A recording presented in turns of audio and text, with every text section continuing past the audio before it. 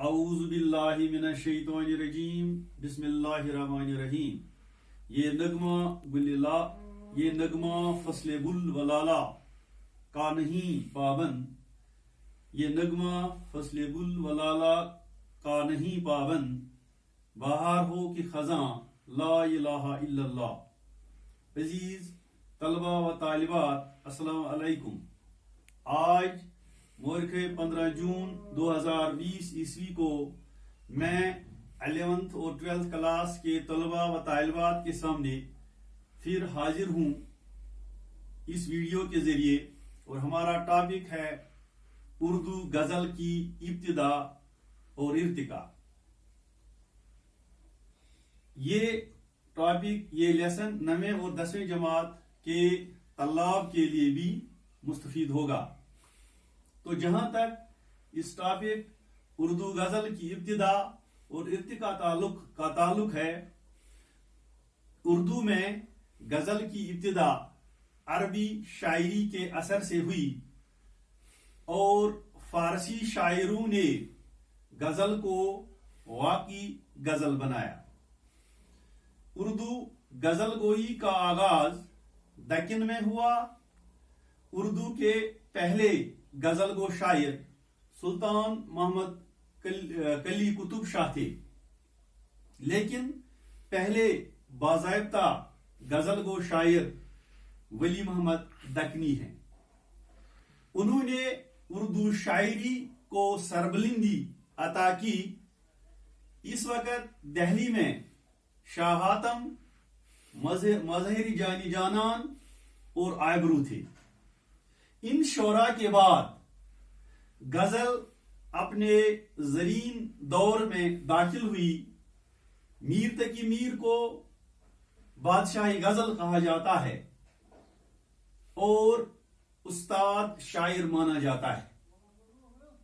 ان کے ہم اثر مرزا محمد رفیع سودا اور خواجہ میر درد نے بھی غزل کی آبیاری کی اور اردو غزل کو نزاکت، نفاست، سوز و گداز اور درد و یاس عطا کی.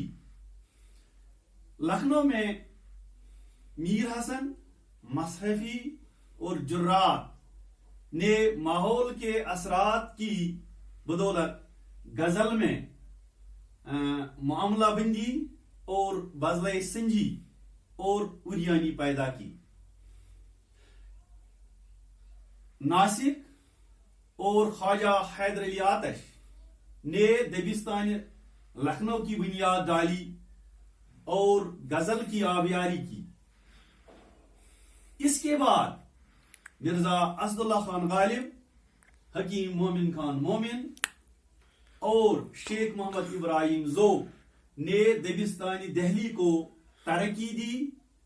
20ویں صدی میں غزل کسی طرح کی تبدیلیوں سے ہمکنار رہی.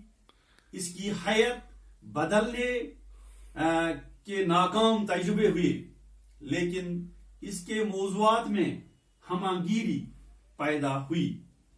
دور جدید میں غزل میں نیا رنگ اور آہنگ پیدا ہو گیا. علامہ اقبال رحمت اللہ علیہ نے حسرت بہانی، شاد عظیم آبادی، فانی بدایونی، جگر مراد آبادی، اختر شیرانی، علی سردار جعفری اور جگناتھ آزاد وغیرہ کے دور میں غزل نے فروغ حاصل کیا. اس کے بعد شعراء کی ایک اور صف مورز وجود میں آ گئی، جن میں ناصر کاظمی، پروین شاکر، احمد فراز اور اکبر آبادی شامل ہیں. اس دور میں زندگی کے تلخ حقائق کو غزل کا موضوع بنایا گیا. معیت پرستی، بے چینی، اندشار اور نفسیاتی الجھن غزل کے وسیع موضوعات کے طور پر سامنے آئے.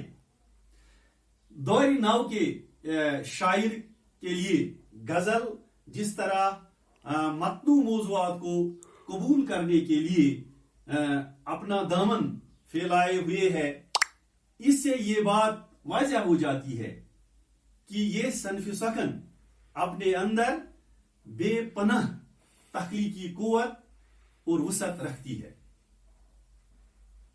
غزل اپنا ارتقائی سفر طے کرتے فیض احمد فیض، فراق گورکھپوری، جذبی، ناصر کاظمی اور پروین شاکر وغیرہ شعراء کے ہاتھوں میں آئی۔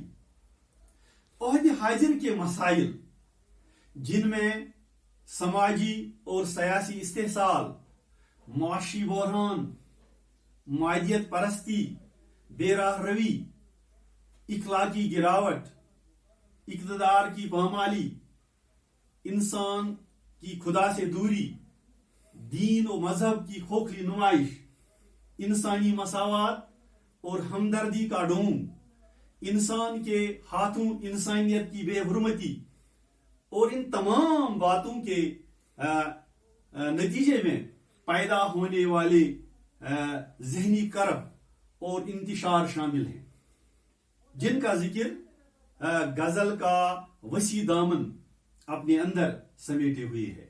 تو عزیز طلبہ و طالبات، آج میں نے یہ غزل کی ابتدا اور ارتقاء کے بارے میں آپ کے ساتھ بات کی۔